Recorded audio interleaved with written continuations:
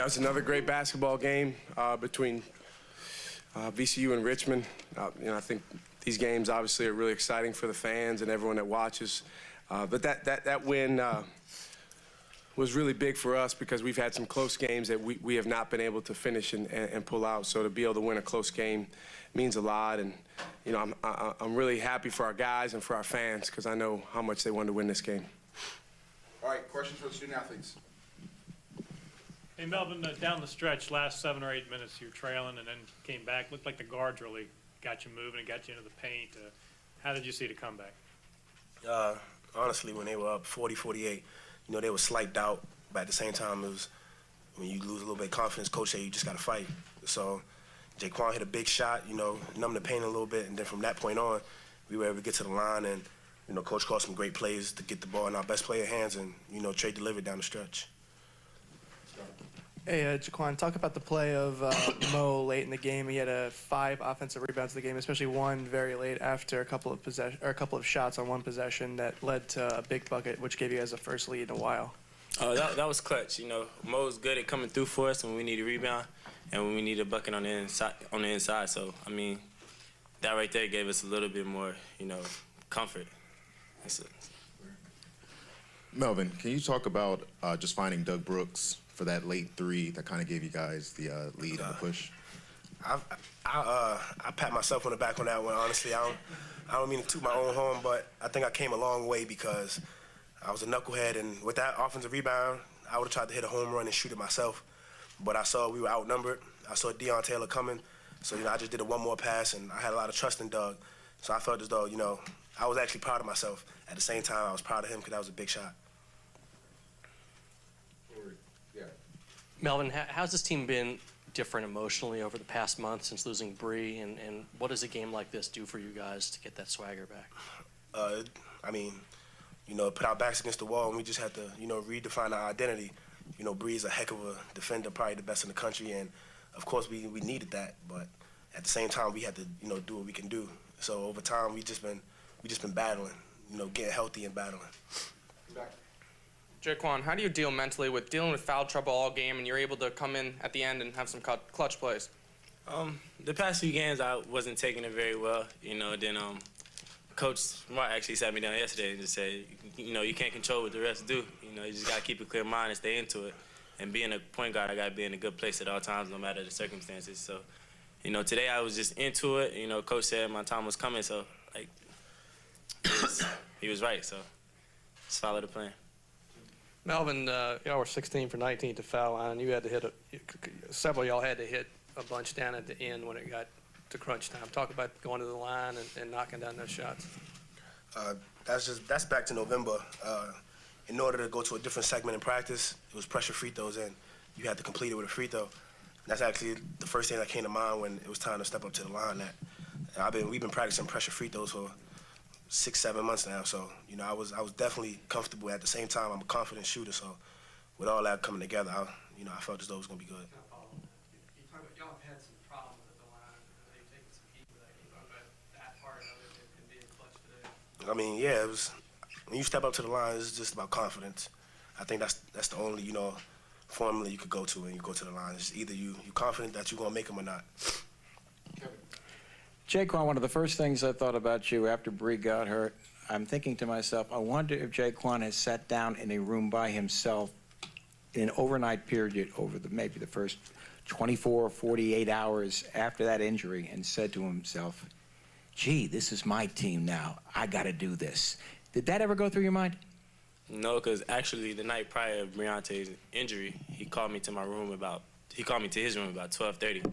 And so we sat down and talked for 30 minutes, and he was just telling me, he's here, but he's not gonna be on the court with me anymore. So he needed me to mature and grow up a little bit and be the vocal leader that I can be. And so I've taken pride in that because I look up to Briante like a big brother. So he's been there with me every step of the way and led it.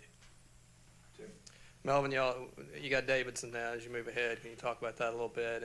And the last game, obviously, had to knock down. I think our legs is not going to be a factor because they just humiliated us on ESPN about a week ago. So, I think this is where we mature and we say we don't care about how our bodies feel. This is one of the games where you just got to step up as a competitor. and that's a great team. So, I feel as though it's going to be a good game. Anybody else for the players? Paul? Hey, Melvin, if you don't mind, could you explain that pressure free throw deal again? You said you have to make pressure free throws to go to a different segment of practice. What does that mean exactly? Throughout practice, we switch from different things we do throughout the course of practice, whether it's playing 5-on-5 or executing plays. But in order to get to the next thing, you got to make free throws, and if you don't, you run. So it's times where we ran about 20 sprints just off missing free throws, and after a while, we literally started making 14 in a row. And at that point, we became a pretty decent, free throw shooting team. Okay. Anything else for the student athletes? All right, gentlemen. Congratulations. Thank you. Questions for Coach Smart? Hey, Shaka, what changed in your estimation from 48-40 Richmond till the end? Well, I think we were able to get a little bit more aggressive on the offensive end and get in the paint. We changed our scheme a little bit, went to more of a dribble drive type offense, if you will, where we were just trying to drive off of one another, get to multiple drives.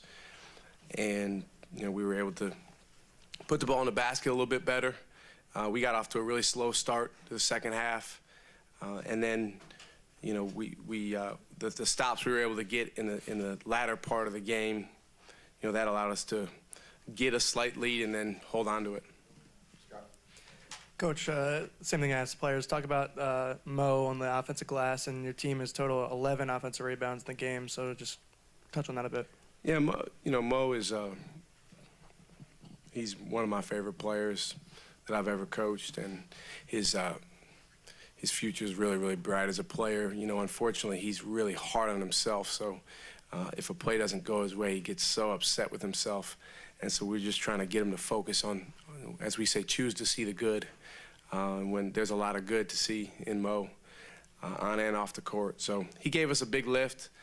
I kept thinking, I need to get him a break because he looked like he was fatigued out there, but we just couldn't do that because Richmond's so good at making you pay when he's off the floor, when Trey's off the floor. I got to take my hat off to Richmond. We played them 3 times, obviously, this year.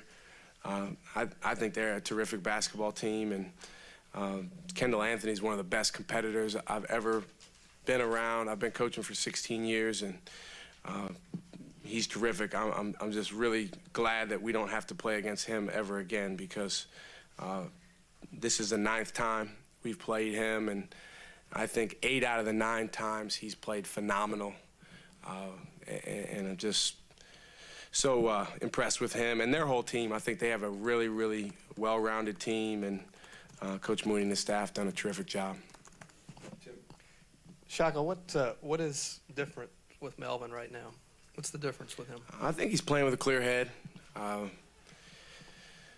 Mel had a great start to the year, but then after that, he's had some ups and downs. He's dealt with some stuff off the court that maybe you guys might not know about, and all those things maybe combined to cloud his head up at times over the course of the past couple months. He hasn't played terrible. I mean, he's averaged 12 points a game for us, and he's had some games. He's really, really been a terrific player, but he hasn't been as consistent as he wants to be. But I think these last couple games, he's playing much more with a clear head. I don't know exactly why. Maybe it's coming off the bench. Maybe he finally got to the point where he said, you know what, forget all those other things. Let me just do what I can do to help my team, and he's definitely helping his team. Let's get your mic on, Tim. Sorry. Can you elaborate on what else was going on with him mentally? No. Shaka, how's the team's state of mind been over the past month, obviously going through some adversity, and where are they maybe now after this win today as opposed to how you felt a couple days ago? Well, I think when any team goes through multiple setbacks, if you go back, we lost to Richmond, and Bree played in the first game against Richmond. They beat us with Bree. He got hurt with, I think, 3 minutes left, but that was just a tough loss. And then obviously with the injury, If a team that's, I think, 7-0, we were at the point in the league. If an undefeated 7-0 team, as much as it can be set back by one day between the loss and the injury, that's how much we were set back. And then after that, in the course of the next, I think, month or 5 weeks, we lost 4 really close games, that 2 of them without Trey, where we really battled and did a lot of good things. But Marcus Posley hits a buzzer beater. LaSalle takes us into double overtime, beats us. And, you know, sometimes when your team's a little bit younger, or when you're missing a key guy, or when another key guy's a little hobbled, then you struggle a little bit to finish those games. And that did affect our confidence as a team.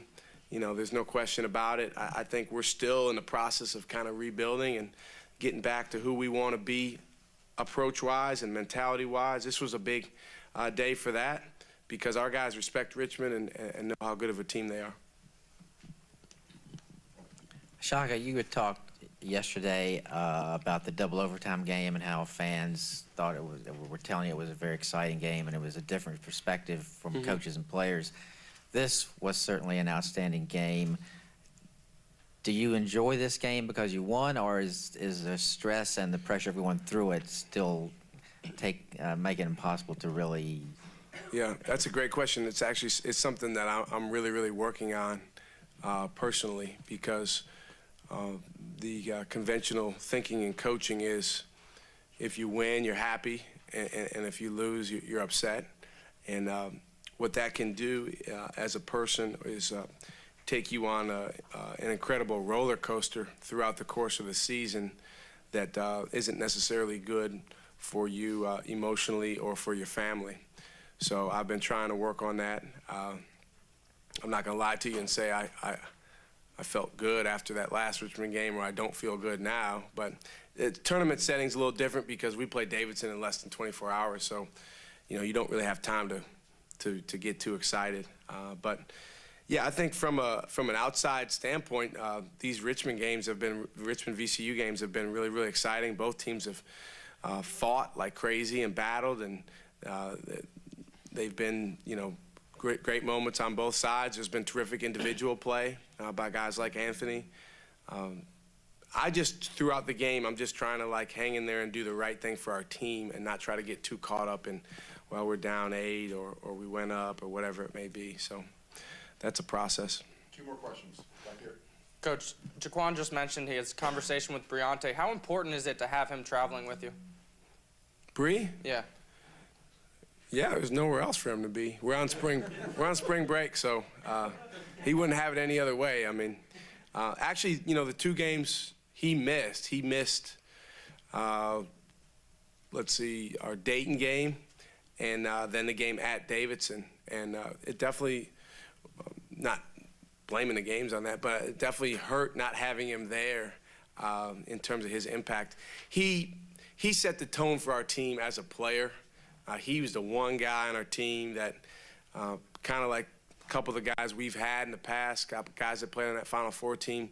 He thinks he's better than everyone in the whole country. We don't really have anyone else like that, so he can rub off on the guys a little bit with that from the bench. Obviously, it's not the same as him being out there on the court. Shaka, you were 3 for 20, I think, and 3 for 19 in the first 2 games from 3. What was different than that? Well, that was the difference. I mean, let's be honest. You know, everybody thinks if you win, you played well. If you lose, you didn't play well. But the difference was 3-point shooting. And, you know, I think we were 6 for 49 or 39. Whatever it was like 15% in those 2 games. And, you know, I sat up here yesterday and told you at some point the shots are going to fall. And, you know, fortunately in the first half, a lot of those balls were able to go in. And then Doug's 3 was as big as any of them from the corner. All right, that's it. Thanks. Congratulations.